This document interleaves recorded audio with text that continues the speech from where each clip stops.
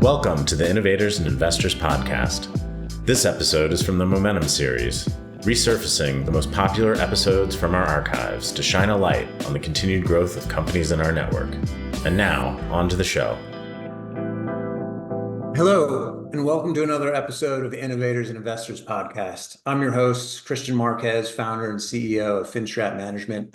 Super excited. Today we have with us Katerina Axelsson, founder and CEO at Tastry. Katerina, thank you for being on the podcast. Thank you for having me. Our pleasure. And with that, so let's jump right into it. Would love to hear what inspired you to start Tastry and how'd you came up with the idea. Sure. Yeah, I did not go into this looking just to start a business or to be an entrepreneur. I was in college and tinkering around the lab I was working at as an aspiring scientist, and ended up reading a lot of research papers in my free time based on what was going on in the sensory industry and how CPG or FMCG type companies were doing R&D to mitigate the high failure rate of launching new products. And it all came down to anticipating what the consumer is going to like and want. And the answer lies in the chemistry. So I just ended up looking at the analytical chemistry methodologies for analyzing products and predicting how consumers would perceive them. And I came up with this notion that consumers are unreliable in verbalizing what they're experiencing, and we all have a very different experience when tasting or smelling something, and language is not adequate. But the good news is that it's irrelevant in being able to predict whether or not you like something. And there was a lot of research out there from the top companies, the flavor and fragrance companies, looking at what chemistries equal what flavors, but there was very little research on what chemistries equal likability, if that makes sense. The issue was, I don't think the problem was addressed because machines don't look at chemistry the same way humans do. So long story short, it was just like a rabbit hole that turned into an invention that would allow us to look at a flavor matrix of a product and relate it to the human palate and preferences. And because of that invention, we ended up doing a lot of research for many years with a team of scientists and building a business model around that invention, if you will. So that's how it happened. That's where the inspiration came. Okay. And out of curiosity, how much of our subconscious or unconsciously are we influencing our preferences for certain tastes, certain fragrances? Do you mean like from childhood experiences or your current mood or emotion at the time, that kind of thing? I'd imagine there's any number of different inputs that influence what our preferences are. I've come across different articles that would suggest that our brain is making decisions before we even realize it. And so I can't help but wonder whether or not there's a degree of unconscious bias that we have and whether or not it's easy or hard to flesh those out. Yeah, no, look, I'd love to hook consumers up to a QEEG or something and do that kind of research. But just from a commercial entrepreneur standpoint, we feel like the way we capture that is by understanding what your inherent preferences are for foods and flavors already, not necessarily knowing the reason. So it could be that I hate bell peppers, right? Because my sister hit me when I was a child when I had bell peppers, but that doesn't really matter to us. What matters to us is that I do know I hate bell peppers, and that information can be used as an analog to predict what other chemistries I may or may not like.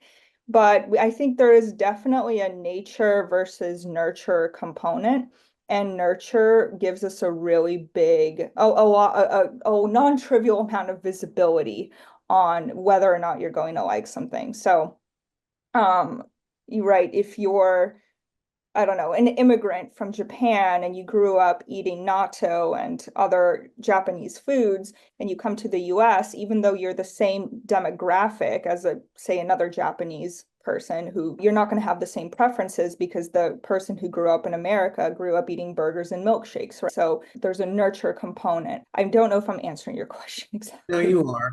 Basic. So said another way, what I heard is for purposes of bringing Yeah. or addressing the opportunity to better match consumers with products that they may like, the focus is on what versus why. But I think, yeah, but I think you're really onto something here. And what I mean by that is there is a more conscious reaction that you will have to something you dislike. And that is part of our secret sauce, actually, is we operate under this assumption that people don't like what they don't like more than they like what they like. Our algorithms and our technology is really built around figuring out what the deal breakers are, because there are latent variables that determine how much you like something, right? If I'm in a good mood and I'm drinking a wine, then I'm going to rate it slightly higher than if I were in a bad mood. But the key is if there's something I hate, let's say it's blue cheese or something like that, even on the best day of my life, I'm not going to love that. So it's all about figuring out what detectable dislikability there is and then building everything around that. Understood. So then as you think about building on the logic that you've figured out and incorporated in the product, what's the long-term vision for the company? Yeah, so it's a very lofty, it's a very big vision. And really, we started using this data because there's a lot of applications for it. A lot of companies along the supply chain want to anticipate consumer preferences and demand, but we started in production. So we started in product development, but and we have done that successfully. But the bigger vision is how do we shepherd these products across the supply chain as efficiently as possible? That means we have to engage with other parts of the supply chain, like the retailers, the distributors, the people selling the products to consumers. So we're working on vertical integration. And when we succeed at engaging with retailers and distributors, et cetera, then we become more valuable to everyone involved in that supply chain. We would be like a layer of information that supply chain can react to real time. Because it's one thing to make an amazing product that consumers are going to, but that's only part of the puzzle, right? The other part is how do you get it to those consumers? Where are they located? How do you sell it to them? All those things impact success. Yeah, our vision is to have a flywheel of information for the supply chain real time. Without question, it's really easy to see your value proposition. But like many founders, there's still the work in having to validate the idea in the early stages. How did you go about doing that? Oh, it was a complete nightmare. I'm not going to dance around that. It's one thing I thought as a first-time founder when I started this, that the hard part would be spending all the money and time on building the revolutionary technology and demonstrating the efficacy and rationally, right? If you demonstrate the efficacy, then that means that you're going to get adoption because the value proposition is so strong.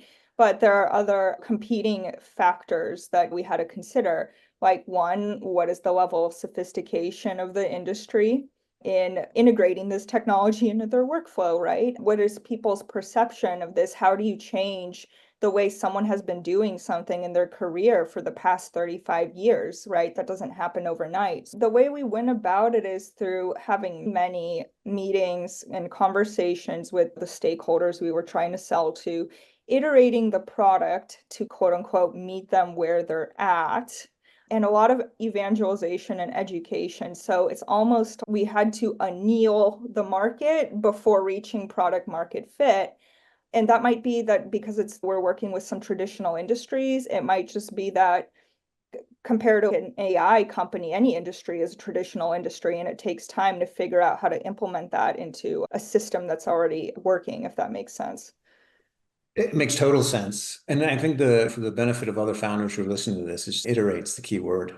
I think a lot of times we start a business with a recognition of who our ideal client profile is, only to find out later on that it's different. And so with that, I'd love to hear what your experience was, who you originally thought was going to be purchasing the product and who it turned out to be. I would always say we had this lofty vision of using data to shepherd the product across the supply chain, but we started selling to winemakers or product development R&D people because we figured if we could not get them on board, then the system wasn't going to work. We had to build their trust, because if they weren't going to use it, then we fail at step one, right? And it was also the hardest place to start because 5 years ago, if you asked if a winemaker would be looking at a computer when making wine, people would laugh at you. Yeah, that's where we started. But now that we have traction there, everything else is easier. The adoption rate is so much easier. And so then as you think about scaling the company, how have you thought about mechanisms for growth? Yeah, that's a good question. So I would say step one, we brick by brick obtain valuable logos and companies who are in production in the space. Step two is we have aligned with the gatekeepers that these companies are trying to sell to. So we started with kind of a push effect, like, here, look at my data, buy and carry my product. But now we're looking at talking and are working directly with the retailers and distributors, because once they have the data on board, then that's going to motivate even more brands or suppliers to work with us. Right. Yeah, aligning, really my obsession has been, how do I accelerate the adoption rate? And that's been the way to do it, is to talk to the people that are valuable to the clients that you have. And with that, I think there are a lot of founders who love your thoughts on this. You generally find that momentum is real and that as you continue to press forward, it's been picking up? It does. I don't know how to describe it. You almost get like a feeling before the numbers come in, like the numbers are a lagging indicator, if that makes sense. Things just start to feel like easier, like less cumbersome. You don't spend as much time explaining what the product is, what you're doing. I wish there were words to describe it, but yes, momentum is a real thing, and I have personally felt it before the numbers have come in.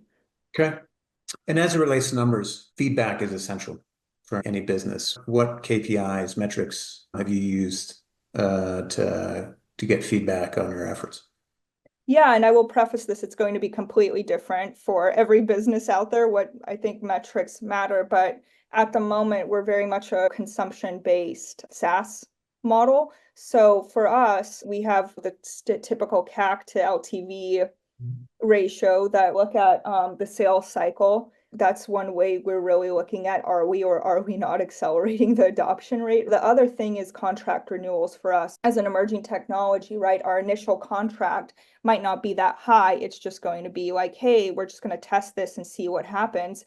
But a big thing we look for is, what is the size of the second contract, right? How much more is the contract the second time around, and is that number increasing or decreasing? And so said another way, part of your strategy has been, hey, let's get our foot in the door and then we can land and expand. Yeah, definitely. And so when I think about return on CAC, customer lifetime value over customer acquisition costs, a lot of different opinions on what's a worthwhile ROI. For argument's sake, let's say it's somewhere between 3 to 5 to 1. Mm-hmm. What's your opinion? And I'd also just love to hear if you feel like your opinion's changed over the years, meaning, hey, I just need to make a sale regardless of what this is going to return to me in the beginning. Yeah, I don't know. I don't know how useful my particular insight would be, because we have an amazing margins. Our CAC is very low, including the time investment of the salesperson and the meetings. We make our money back very quickly, even in the first sale. But what is our issue or focus is, how do we grow that as quickly as possible over time? So maybe it's just not enough of a metric for us to be looking at, right? It's CAC to LTV is not enough. I don't know if that makes sense. I'm trying It to figure does. out how to rephrase that. Yeah, there's also this component where we have this subscription for annual use of our dashboard, and then I have to look at, are we counting churn properly? That's a really big metric for us, right? Because if a customer doesn't renew the contract within 12 months, then that counts as a churn, right? But sometimes our customers will take 13 or 14 months and then unchurn, right? I wish I had a good answer for that. In our own experience working with our clients, I think what I hear you describing is similar. We have clients who more closely resemble a subscription, and they may have a month gap. Mm-hmm. As you treat when they come back on as a new sale or a continuation. And I've had that conversation with board members and with investors ourselves. And I think the short of it is it really just depends on the nature of the business before you decide. But as long as you're consistent with its application, I think it's a great way forward. And so with that, let's talk about board and investors. Love to hear what your experience has been on Yeah. finance. Yeah, definitely an unusual one. I think we have been very fortunate. I have had many opportunities to take the venture route throughout working on Tastry, and it never just felt quite right to go the venture route because of the uniqueness of our business and emerging technology in a traditional industry. It just takes too much time to establish ourselves, and it just felt like it would not be prudent to have a stricter timeline for this business that venture would expect. It would not be good for the business. And the other reason is we were able to make such a luxurious choice, if you will, because our investors are private investors and the LP types of investors that these funds would typically fundraise from. So it had this relationship, this close relationship with my investors who don't really run out of money, and we track progress, and when we need capital to reach another milestone, it's pretty available to us. So I don't want to sound too spicy, but it's almost like we cut the middleman out. I also, to your credit, it's a mature response. It's a mature response because I get the sense that it's the exception that a founder understands that venture capital has a time expectation associated with it. And kudos to you for recognizing that, but then also saying, hey, we may not be the best fit right now. Yeah, we're fortunate to be able to make that choice, I would say. Yeah. And so with that, with your existing private investors, what did you look for in them and make sure that there was alignment between expectations? Yeah, that's really important. I've definitely turned down more money than I have accepted. I've just seen too many horror stories between founders and investors in the startup community to not be wary of that. I've seen startups die for the dumbest reasons over stuff like that. What we were really looking for, I would say, I have some very trusted advisors, but they were very cautious and slow to offer advice. This has been unknown territory. You could say we are an expert in this field. This has not been done before. This has not existed before. And I have found a lot of people who have been successful in the past, they apply their roadmap for their success to everything else they do in the future. And there's just too many nuances to do that. So my investors and advisors really did quite a deep dive on what we're doing and what's going on before collaborating with us, if that makes sense. Due diligence is extremely valuable. Also recognizing when you're in uncharted territory and being able to assign a degree of risk. But it sounds like they made a great bet because super impressed with what I've heard and that you shared on this call. And we'll talk more about how people can find out here before we wrap up. But with that, biggest challenge you've faced so far and how'd you overcome it?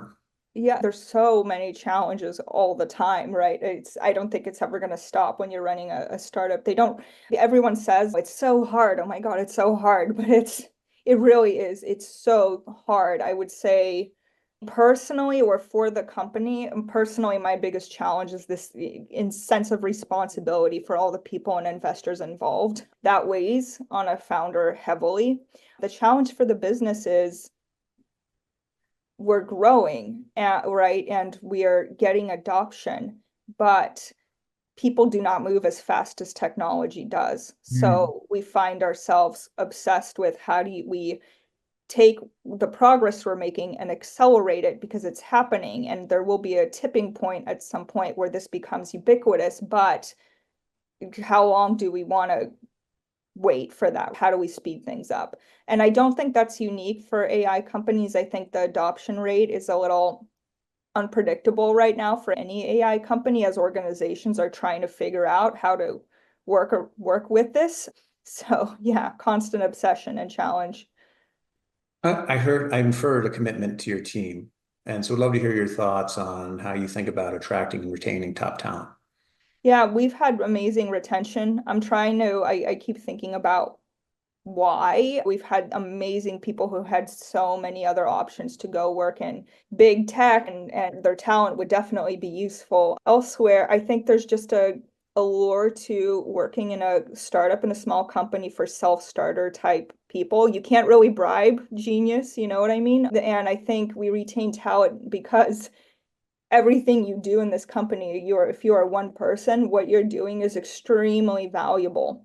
And if you're a self-starter type person who can work in a flexible environment, you're going to understand your potential a lot faster. Yeah, we just have a good culture. Yeah, I'll think of some other reasons, but that's what comes front of mind. Okay. No, I think it's a brilliant answer. Culture absolutely plays a part. My sense is at the end of the day, people want to win. Mhm. And so with that, let me ask, obviously a tremendous amount of demands between service delivery, product development, sales and marketing, just running the company. How do you prioritize that?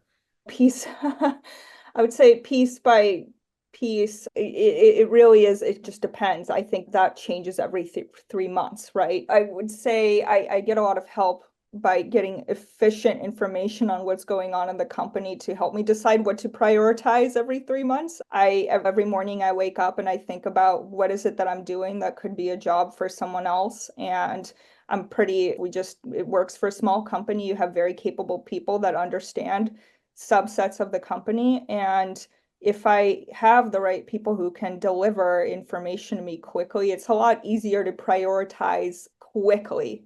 But I don't think there's any way around constantly changing priorities in a startup. That's going to happen. You're nimble and things get messy. I would say, short answer, the way I prioritize is by setting up a system or an org chart where I can get information as quickly and efficiently as possible. Okay. No, it makes great sense. And that's definitely an advantage of being an early stage company is that you can be quick and fast. And so taking advantage of that, 100% agreed is wise.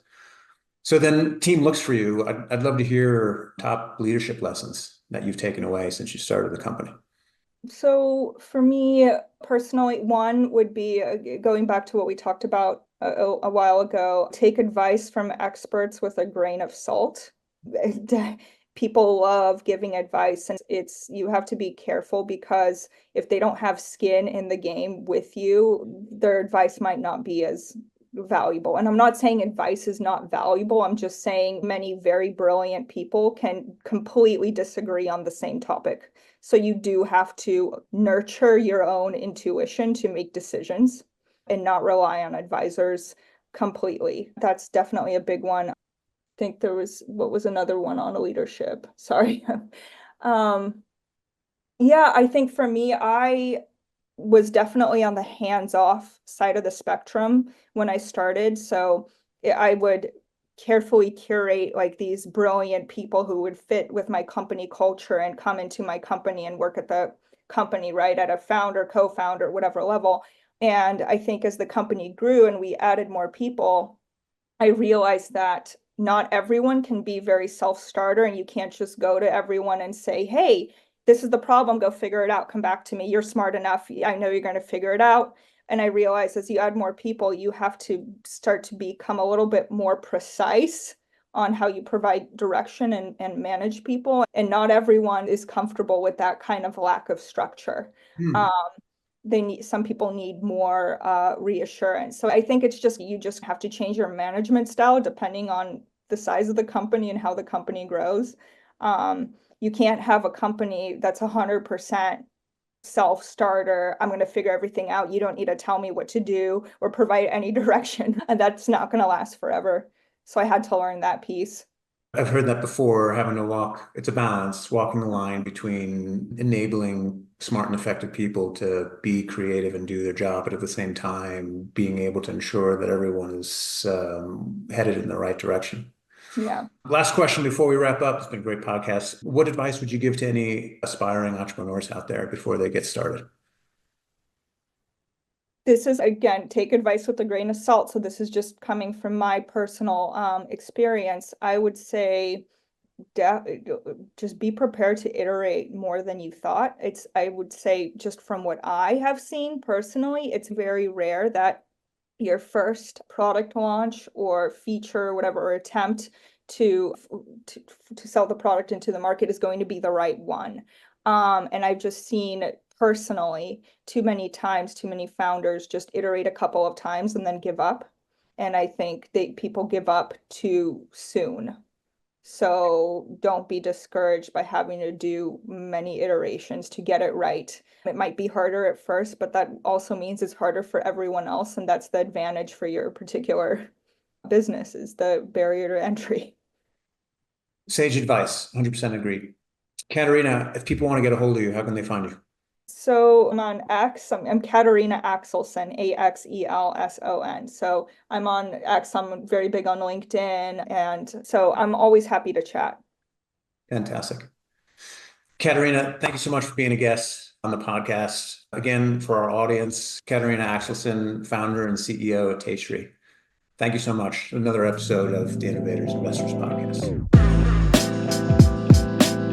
Kristian Marquez here. Thank you so much for listening to the Innovators and Investors podcast. If you're a successful founder or an investor who would like to be on the podcast, please visit podcast.finstratmgmt.com/podcast-guest. If you've got something out of this interview, please share this episode on social media. If you know someone that would be a great guest, please tag them on social media to let them know about the show and include the hashtag Innovators and Investors. I'd love to see your posts and suggestions. We're regularly putting out new episodes and content. To make sure you catch each new episode, please subscribe to the Innovators and Investors podcast. And your thumbs up, ratings, and reviews go a long way to help promote the show, and it means a lot to me and my team. Would you like to know more? Go to our website, finstratmgmt.com, or follow us on LinkedIn or on X. Our handle is @finstratmgmt. This is Kristian Marquez. Thank you for listening. Until next time.